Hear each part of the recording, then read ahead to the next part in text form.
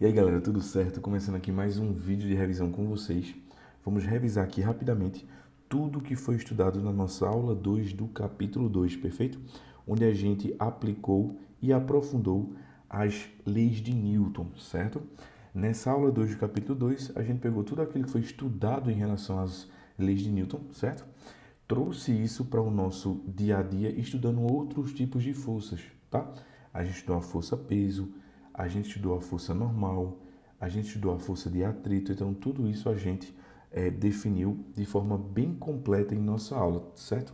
A gente também definiu a base, né, da força de tração e da força elástica, onde a gente vai aprofundar isso na nossa próxima aula, que seria a aula 3 do capítulo 2, perfeito?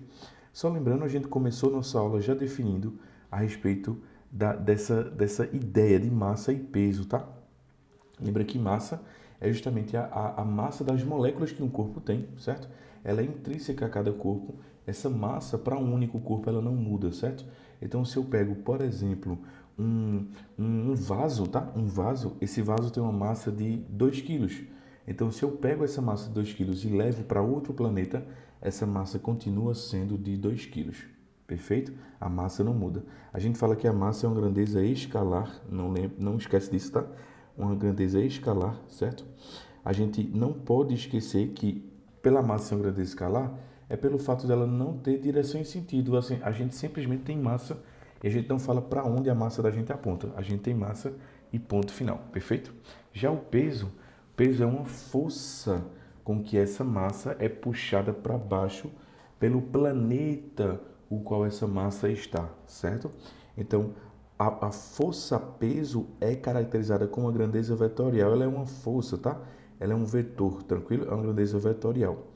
A massa, ela sempre vai ser medida em quilos, tá? No Sistema Internacional de Medidas, perfeito?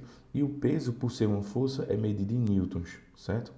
Quero te lembrar, a gente até definiu isso em aula, que o peso ele sempre aponta para baixo, o peso ele sempre aponta para baixo, certo? A função dele é justamente puxar o corpo para baixo, então o peso atua no corpo, e esse peso que atua no corpo é provocado pela gravidade, certo? Do planeta ou do corpo celestial em que essa massa está no solo, tá?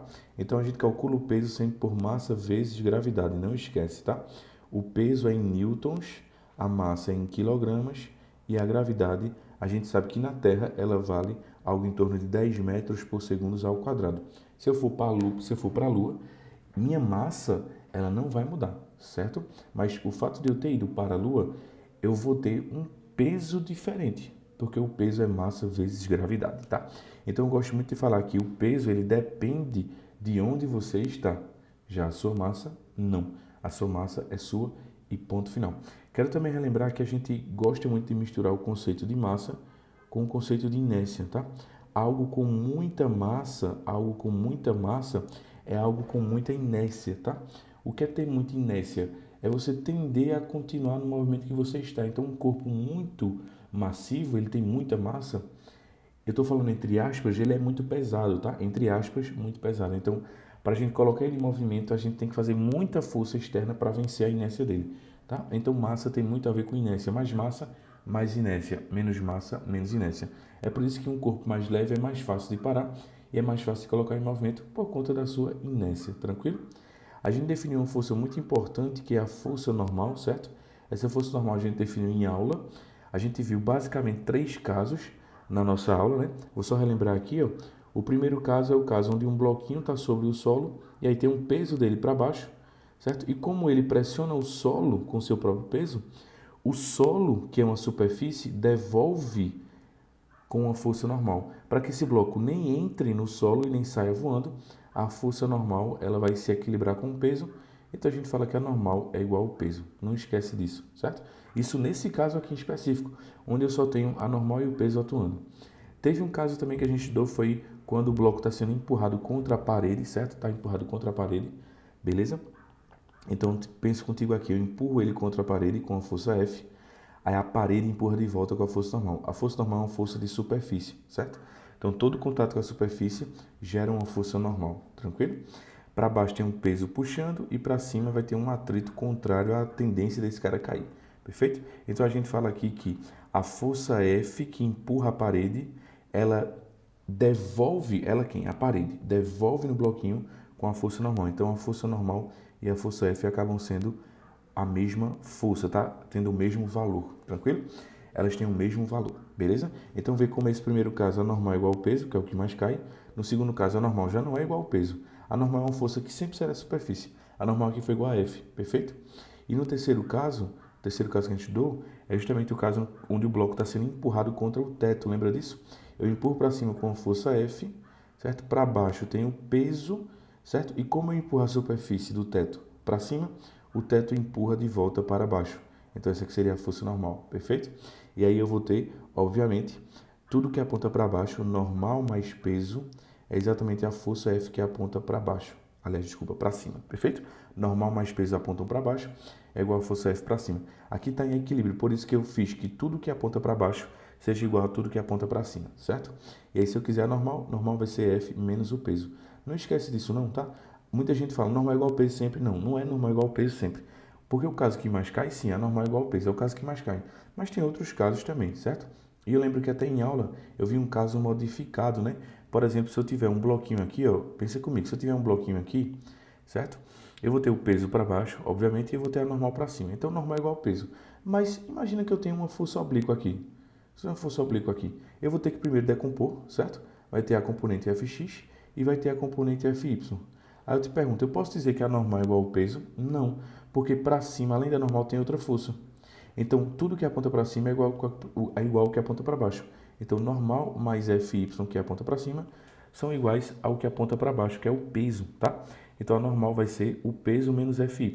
Perceba que a gente pode até ser induzido ao erro pensar aqui que a normal vai ser igual ao peso. A normal só é igual ao peso quando só existem elas na vertical, certo? Se existir outra força na vertical, então a normal não é igual ao peso. Aí você vai ter que fazer essa comparação. Tudo que aponta para cima é igual ao que aponta para baixo. Não esquece disso, tá? Esses foram, né? Esses foram os nossos casos que a gente estudou nesse estudo da força normal, certo? A galera, dando continuidade aqui, a gente já definiu normal e peso, aí a gente na aula foi para a força de atrito, tá?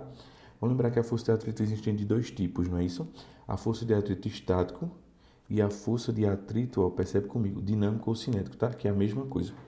O atrito estático é aquele atrito que ele tem por tendência deixar o corpo parado. Se o corpo está parado, ele vai fazer com que o corpo continue parado, certo? Essa é a função do atrito estático. A função do atrito dinâmico é se o corpo entrar em movimento, esse corpo ele vai ser freado pelo atrito dinâmico. O atrito dinâmico a gente fala que ele é sempre contrário à trajetória do corpo. E o atrito estático ele é sempre contrário à tendência do movimento do corpo, certo? Porque a gente sabe que no atrito estático o corpo está parado e no atrito dinâmico o corpo está em movimento, certo? Então, por exemplo, nesse caso daqui, ó, esse cara ele está fazendo uma força para a direita. Se essa caixa está parada, certo? Ela permanece parada. Se ela permanece parada, a força de atrito estático aponta para a esquerda, tentando anular essa força F. E a gente sempre fala o seguinte: se o corpo está parado, eu fiz uma força F e o corpo continua parado, então é porque a minha força F ela vai ser exatamente igual à força de atrito estático, certo? Se o corpo está parado, ele continua parado, então a força que eu faço é exatamente igual à força de atrito estático. Aí a gente fala, professor, então como é que eu vou conseguir vencer essa, como é que eu vou conseguir colocar em movimento? A gente fala que para colocar em movimento, eu até coloquei essa observação aqui, ó. Eu coloquei até aqui, ó, essa observação nesse itemzinho daqui, veio. Para que a gente coloque em movimento, é fundamental a gente entender que a força externa, que é a força que alguém faz na caixa, tem que vencer a força de atrito estático máximo.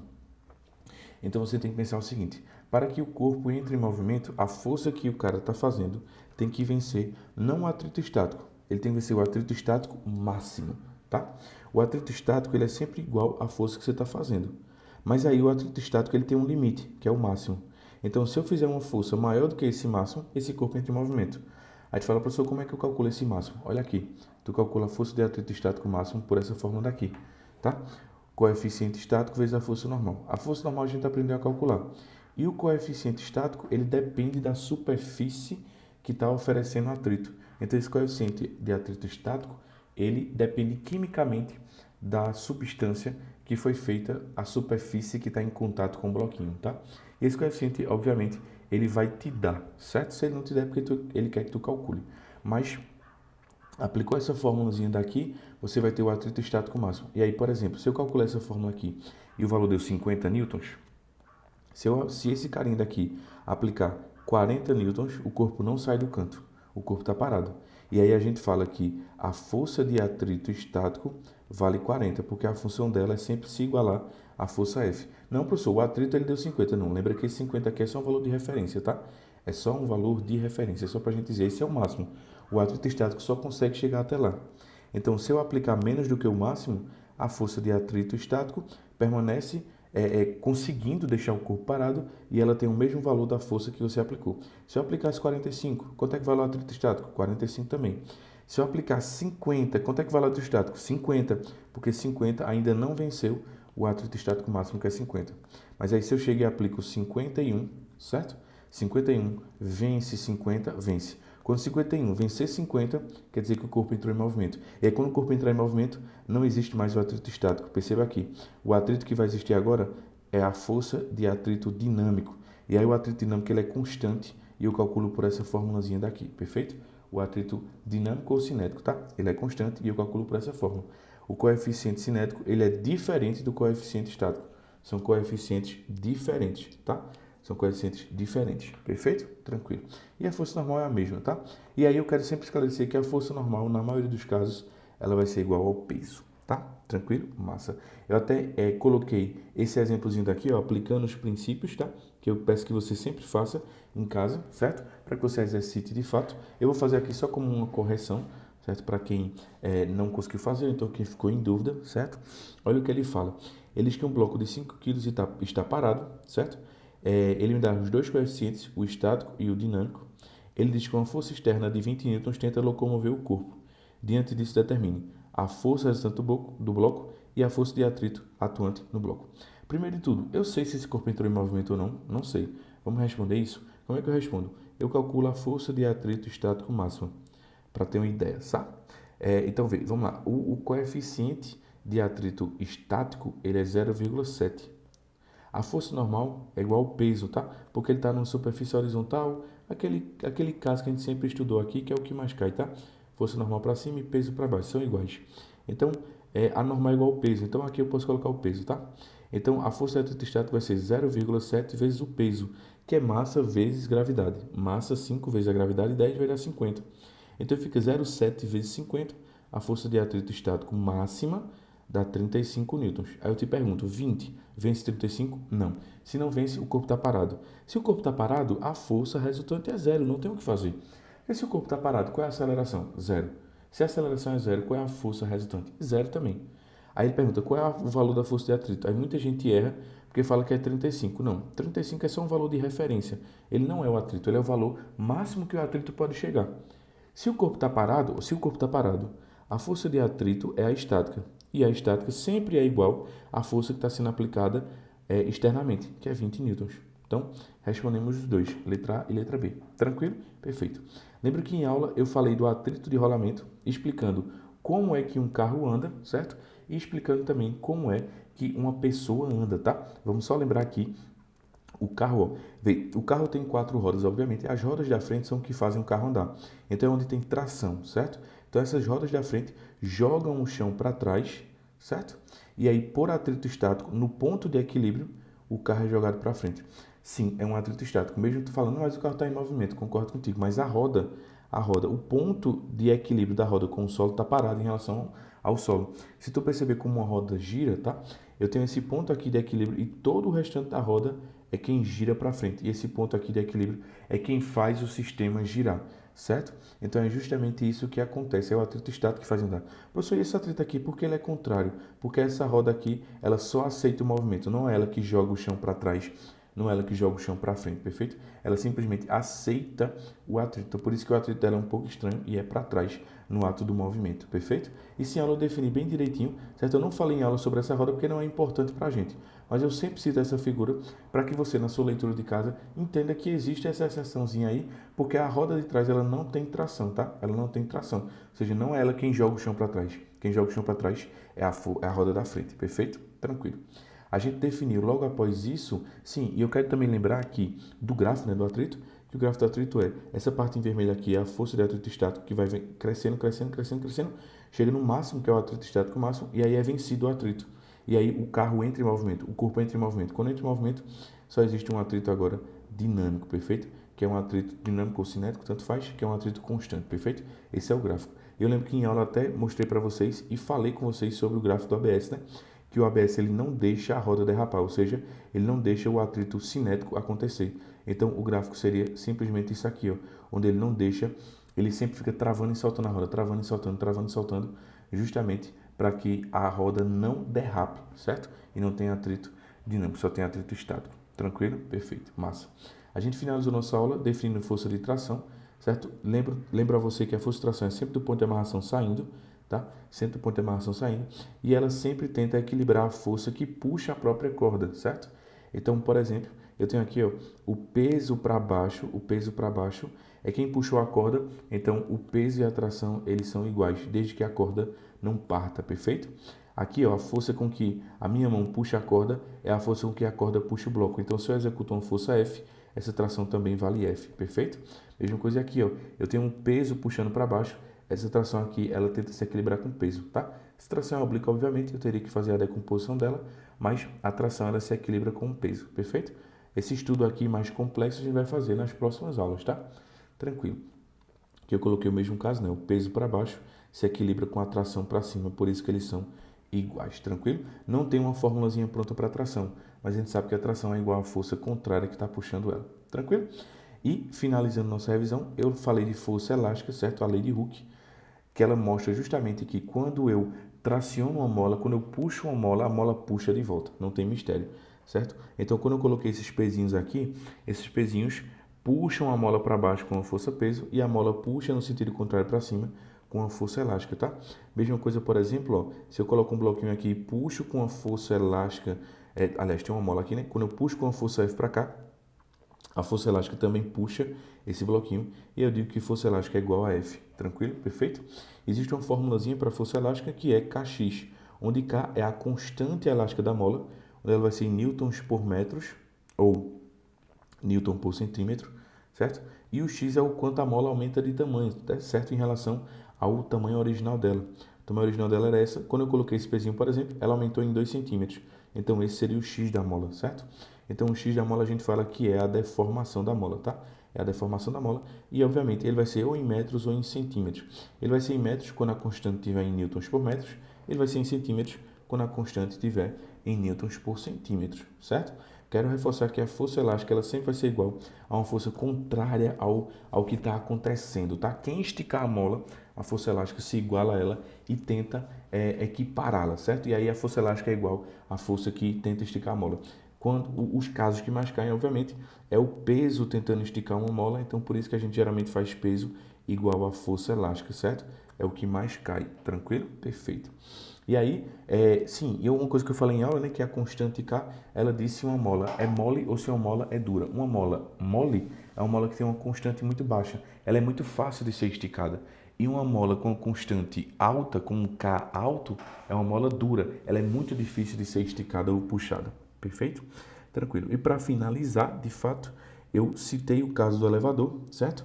Que quando você está dentro de um elevador e você sobe acelerado junto com esse elevador, por inércia, você sente uma compressão para baixo e você fica mais pesado, certo? Em contraponto, quando você desce acelerado, você sente uma compressão inversa, né? Onde você fica sentindo mais leve. Esse ato de se sentir mais pesado ou mais leve, a gente chama de peso aparente.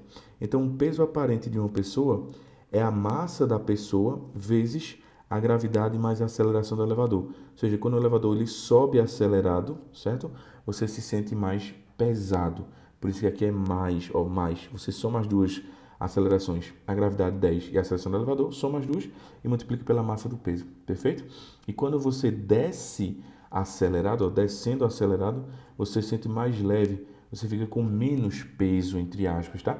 Então, o teu peso aparentemente fica mais leve. Então, aqui é um menos, tá? É um menos. Então, é a gravidade menos a aceleração do elevador vezes a massa da pessoa, você vai sentir o seu peso, certo? Perfeito?